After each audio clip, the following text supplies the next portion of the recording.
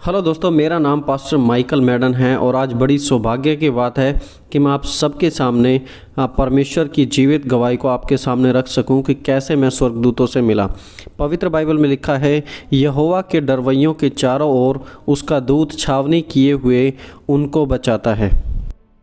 सबसे पहले मैं आपको अपनी रीसेंट कहानी बताता हूं कि अभी 1-2 सप्ताह पहले जब मैं अपने चर्च में एरिज़ोना से वापस एक दूसरी जगह पर एक दूसरी कलीसिया में जा रहा था अपनी गाड़ी में, तो एक सिग्नल आया वहां पर। तो सिग्नल जब लाल हुआ तो मैं वहां पर बैठा हुआ था और परमेश्वर के स्वर्गदूत ने मुझसे बातचीत करनी शुरू की और दूत ने कहा, जब ये सिग्नल हरा होता है तो तुम आगे नहीं बढ़ना।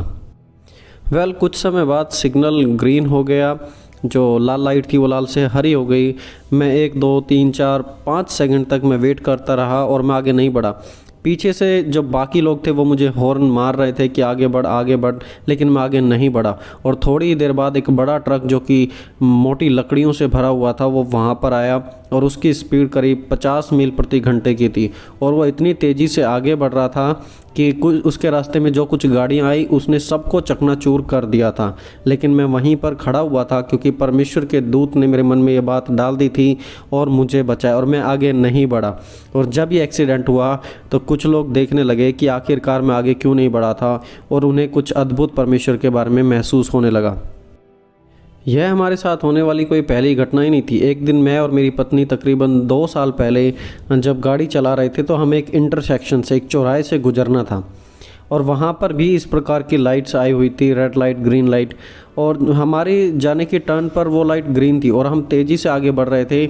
लेकिन तुरंत किसी ने वो लाइट लाल कर दी और हमें गाड़ी रोकनी थी इमरजेंसी में, लेकिन स्पीड बहुत ज़्यादा थी और उसकी वजह से लग रहा था कि हम रोक नहीं पाएंगे और दूसरी दिशाओं से गाड़ियां आने लगी और हम बीच में थे और ऐसे लग रहा था कि अब हम मारे ही जाएंगे, सारी गाड़ियां हमें हिट करेगी।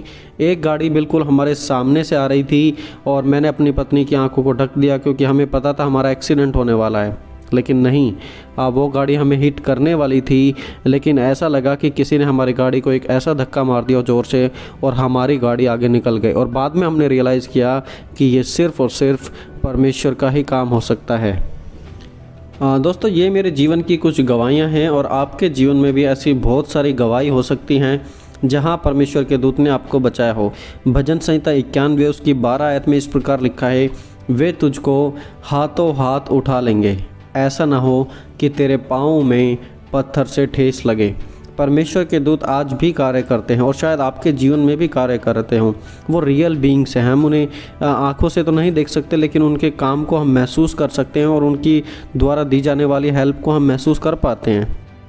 और उसके बाद जैसे हम दुआ में, प्रार्थना में और भी ज़्यादा आगे बढ़ने लगे तो ये स्वर्गदूतों का काम जो हमारे जीवन में मदद करने का था वो भी और भी ज़्यादा बढ़ता गया। ऐसे बहुत से उदाहरण हम बाइबल में भी देखते हैं। प्रेरितों के काम 16 अध्याय में भी हम पौलुस और सिलास के बारे में पढ़ते हैं कि उन्हें मारा गया और उन्हें जेल में डाल दिया गया। लेकिन आधी रात को क्या हुआ? आधी रात को परमेश्वर का दूत वहाँ पर आ गया और पवित्र बाइबल में लिखा है कि वहाँ पर एक बहुत ही भयानक भूकंप हुआ, जेल की नींव हिल गई और वो लोग रिहा हो गए और उनके हाथों में जो हथकड़ियाँ लगाई थी वो हथकड़ियाँ भी टूट के गिर पड़ी और वो लोग बिल्कुल आज़ाद हो गए और वहाँ से निकलने लगे। देखिए, यही सब होता है जब हम परमेश्वर के दूत हमारे जीवन में कार्य करने लग जाते हैं। वहाँ पर हमें फ्रीडम और डिलीवरेंस, आज़ादी और छुटकारा मिलने लगता है और आज भी बिल्कुल ऐसा लोगों के जीवन में होता है। जब मैं कैलिफोर्निया में बाइबल कॉलेज में पढ़ाई कर रहा था, परमेश्वर का वचन सीख रहा था, उस समय मैं तो बाइबल कॉलेज में रहता था और मेरी पत्नी एक चर्च में सेक्रेटरी थी।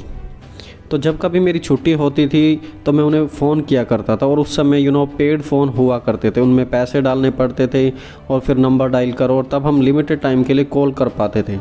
एक दिन मैंने अपनी पत्नी को कॉल किया और हम ऐसे ही बातचीत कर रहे थे और मेरी पत्नी ने कहा कि थोड़े समय के लिए फ़ोन को होल्ड करो, लगता है ऑफिस में कोई आया है। और जब उन्होंने फ़ोन को होल्ड किया तो ना जाने क्यों, लेकिन पवित्र आत्मा ने मुझे बताया कि तुम्हारी पत्नी आज एक खतरे में है। और मैं इस बात को समझ नहीं पाया तो मैंने क्या किया, मैं तुरंत अपने घुटनों पर आ गया। मैंने अपनी पत्नी के लिए प्रार्थना करनी शुरू की कि परमेश्वर उन्हें बचाए और परमेश्वर उन्हें बचाए। मैं बार बार परमेश्वर से यही रिक्वेस्ट करता गया कि परमेश्वर कैसे भी करके उन्हें बचाए, ना जाने क्यों आपकी आत्मा मुझे बता रही है कि वहाँ पर कुछ खतरा है। समय बीत गया। थोड़े समय बाद मेरी पत्नी वापस आई और मेरी पत्नी ने कहा, तुम विश्वास नहीं करोगे, लेकिन एक आदमी आज मेरे ऑफिस में चाकू लेकर आया था जिसमें से खून टपक रहा था। और उसने मुझसे पूछा, क्या तुम अकेली ऑफिस में? मैंने कहा नहीं, मेरे पीछे वाले ऑफिस में एक पास्टर भी रहते हैं। और उसके बाद वो मुझे देखता रहा और 5 मिनट तक मेरे सामने हाथ में चाकू लिए खड़ा रहा और उसके बाद वो वहाँ से चला गया।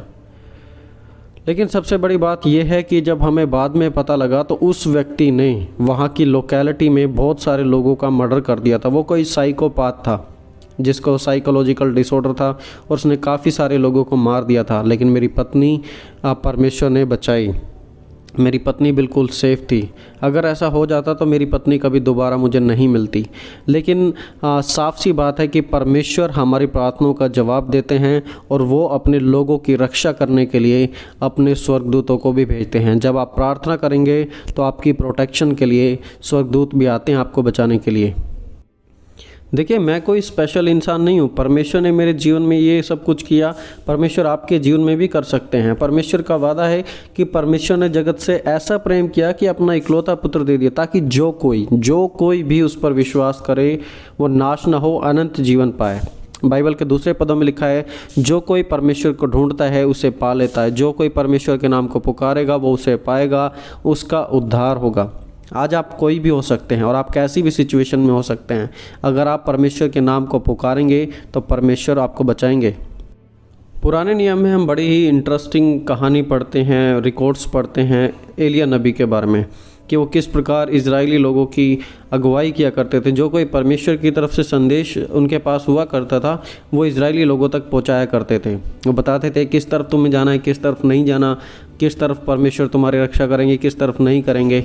और जब एलिया इस प्रकार इजरायलियों की अगुवाई कर रहे थे तो उसी समय असीरियन लोगों की एक बड़ी सेना आके उन्हें चारों तरफ से घेर लेती है और लोग डर जाते हैं और जो सेवक होता है, सेवक भी डर जाता है। लेकिन उस समय एलिया बिल्कुल भी नहीं डरता, बल्कि एलिया कहता है कि हे यहोवा, इसकी आंखें खोल दे ताकि ये देख सके कि हमारे साथ कौन है। और वो वहाँ पर देखते हैं कि वो पूरी जगह वहाँ पर चारों तरफ से अग्निमय रथों से भरी हुई थी। अगर परमेश्वर हमारे साथ है तो हमारे विरोध में कौन हो सकता है। और जब परमेश्वर हमारे साथ है तो हम ही सबसे ज़्यादा शक्तिशाली हैं। और ये बात बिल्कुल फैक्ट है कि परमेश्वर अपने लोगों की प्रोटेक्शन के लिए, जैसे एलिया के लिए वहाँ पर भेजे थे, इजराइलियों के लिए स्वर्गदूत भेजे थे, परमेश्वर वैसा आज हमें भी बचाते हैं। जब राजा नबूकदनेस्सर के समय में इजराइलियों के पास इतनी बड़ी सेना नहीं थी उन्हें हराने के लिए, तो उस समय भी उन्होंने जस्ट दुआ की, परमेश्वर के सामने घुटने टेके। और क्या हुआ? परमेश्वर का दूत रात को उनकी छावनी में गया और 1,85,000 लोगों को पल भर में ही मार गिराया। परमेश्वर के दूत अपने लोगों की रक्षा करते हैं और आज आपको इस बात पर विश्वास करने की बहुत ज़्यादा ज़रूरत है। दोस्तों, आज इससे पहले कि मैं अपनी गवाही को आप सभी के सामने ख़त्म करूं, मैं आपके लिए एक प्रार्थना कहना चाहता हूं। ये प्रार्थना है भजन संहिता 91 उसकी 16 आयत में। वहाँ पर लिखा है, मैं उसको दीर्घायु से तृप्त करूँगा और अपने किए हुए उद्धार का दर्शन उन्हें फिर दोबारा दिखाऊँगा। मेरी प्रार्थना है आप सभी के लिए कि आप सभी परमेश्वर में खूब उन्नति करेंगे, खूब आत्मिक बल प्राप्त करेंगे और परमेश्वर के दूतों को अपनी सेवा में उतरते हुए देखेंगे। जब आप परमेश्वर की इच्छा के अनुसार चलेंगे और पवित्र आत्मा की आवाज़ को सुनकर परमेश्वर में बढ़ने की लालसा करेंगे, तो श्योरली परमेश्वर के स्वर्गदूत आपकी खिदमत के लिए, आपकी सेवा के लिए ज़रूर आएंगे, आपको बचाएंगे और आपको परमेश्वर में भी बढ़ाएंगे। और आपके जीवन में एक बड़ी ही अद्भुत गवाही होगी, इवन मेरी लाइफ से भी बहुत ही ज़्यादा बढ़कर। इसलिए परमेश्वर में बने रहें, छोड़े ना और परमेश्वर के संग और साथ हमेशा ही रहें।